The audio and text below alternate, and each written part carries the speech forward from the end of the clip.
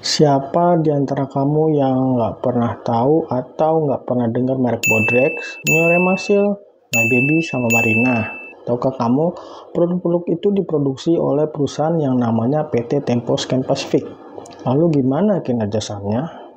Di konten ini saya akan bahas kinerja saham ini, tapi saya ingatkan ini tuh bukan saran buat beli atau jual saham. Saya cuma coba menganalisa kualitas serta value dari perusahaan ini.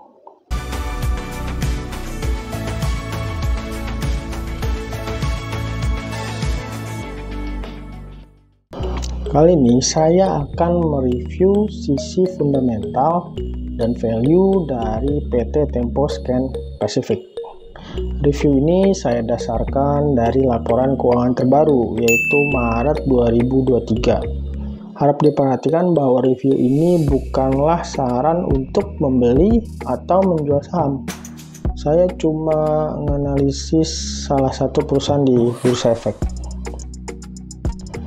PT Tempo Scan Pacific memiliki kode emiten TSPC atau TSPC. Perusahaan ini merupakan salah satu perusahaan farmasi terbesar di Indonesia.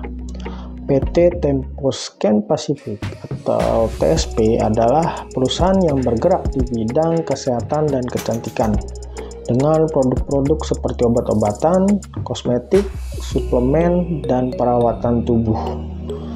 Perusahaan ini didirikan pada tahun 1953 dengan nama PT PD Tempo dan kemudian berganti nama menjadi PT Tempo Scan Pacific pada tahun 1991. Perusahaan ini tergabung dalam grup Tempo yang juga memiliki bisnis di media, retail, dan juga properti. Salah satu keunggulan TSP adalah portofolio produknya yang memang beragam dan berkualitas. Beberapa produk unggulan TSP antara lain Bodrex, Emoviton, Marina, My Baby, dan Viva. TSP juga punya lisensi untuk memproduksi dan mendistribusikan produk-produk dari merek-merek internasional seperti Nivea, Scholl, Fit, Durex, dan lain-lain. Selain itu, TSP juga terus melakukan inovasi dan pengembangan produk baru sesuai dengan kebutuhan pasar dan tren pasar. Saat ini, perusahaan dipimpin oleh Imade Dharma Wijaya sebagai direktur utamanya. Beliau ini memiliki pengalaman yang cukup panjang di dunia farmasi. Beliau merupakan lulusan dari UGM dan PPM. Sebelum masuk ke perusahaan ini, beliau merupakan presiden direktur dari PT Parit Padang Global yang merupakan bagian dari Soho Global Hall. Kegiatan perusahaan TSPC ini terbagi jadi 4 divisi utama, yaitu divisi farmasi, produk konsumen dan kosmetik, manufaktur, dan distribusi, serta divisi penunjang. Tentu aja, untuk produk yang dijual dihasilkan oleh divisi farmasi serta konsumen dan kosmetik. Sementara divisi seperti manufaktur dan distribusi itu untuk mendukung kegiatan perusahaan, terutama dari sisi untuk pengurangan beban produksinya, sehingga perusahaan nggak perlu lagi menggunakan perusahaan lain, terutama untuk distribusi beberapa produk-produknya. Secara ekuitas dan laba yang diperoleh, perusahaan ini memiliki kenaikan atau mengalami kenaikan. Ekuitasnya mengalami kenaikan dari sebelumnya 7,5 triliun rupiah menjadi 8,1 triliun rupiah. Sementara labanya meningkat dari 270 miliar pada periode sebelumnya menjadi 568 miliar rupiah. Secara historis pun, ekuitas perusahaan terus mengalami peningkatan sejak tahun 2017. Dengan CAGR sebesar 8,2%, sementara labanya tercatat dari tahun 2017 hingga Desember 2022 juga mengalami kenaikan dengan CAGR sebesar 13,2%. Arus kas operasional perusahaan juga tercatat positif, yaitu sebesar 81 miliar rupiah. Arus kas operasi ini merupakan nilai tunai yang diperoleh berdasarkan aktivitas operasional di perusahaan.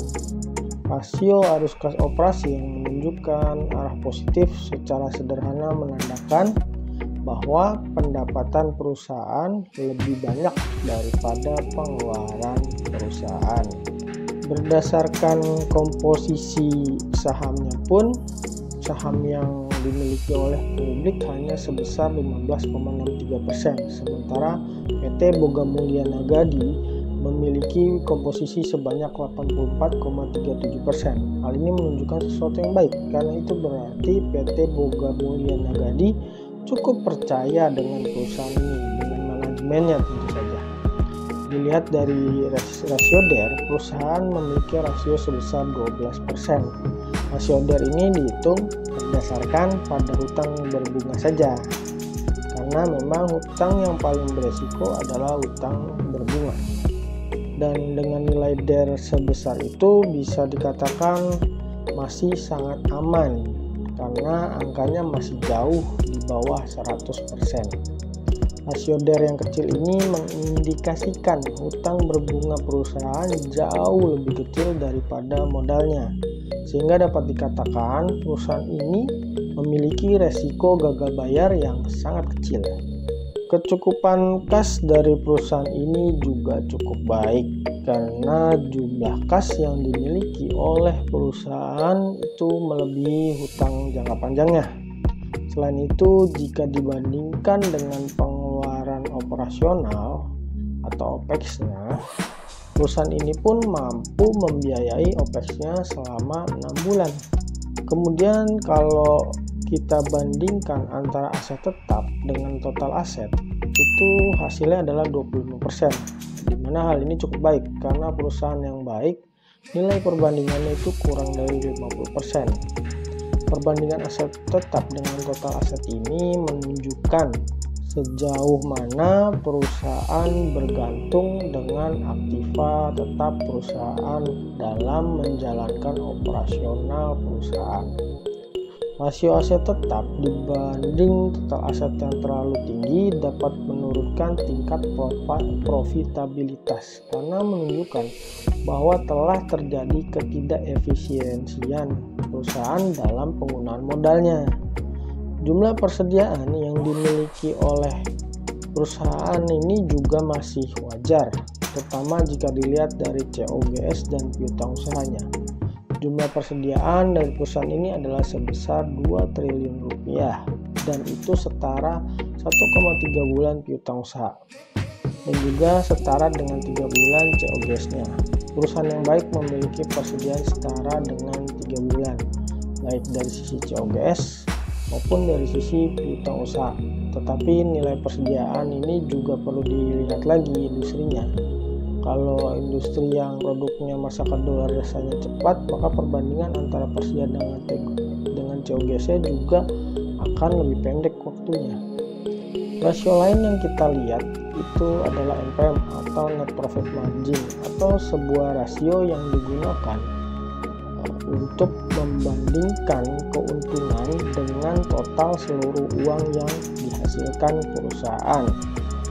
Semakin besar NPM perusahaan, semakin besar pula margin keuntungan perusahaan. Perusahaan yang baik memiliki NPM minimal 10%, dan perusahaan ini punya NPM sebesar 15%. Dari berbagai data tersebut, maka bisa disimpulkan bahwa PT Tempo Scan Pacific memiliki fundamental yang baik. Lalu gimana dengan valuasinya? Secara valuasi, harga wajar dari saham ini adalah Rp5.055 per lembar saham, dan saat konten ini dibuat harganya itu masih di bawah. Maka dapat dikatakan saham ini merupakan saham perusahaan yang murah, karena harga sahamnya saat ini berada di bawah harga wajar sahamnya. Berdasarkan semua data yang sudah saya ungkapkan, maka kesimpulan dari review terhadap emiten ini adalah saham dengan fundamental yang baik dengan harga yang murah. Tetapi lagi-lagi saya ingatkan, ini bukanlah saran untuk membeli atau menjual saham ini, karena keputusan itu ada di tangan kamu sendiri. Saya cuma masih analisa secara fundamental dan valuasinya. Oke, sampai di sini pembahasan tentang saham PT Tempo Scan Pacific.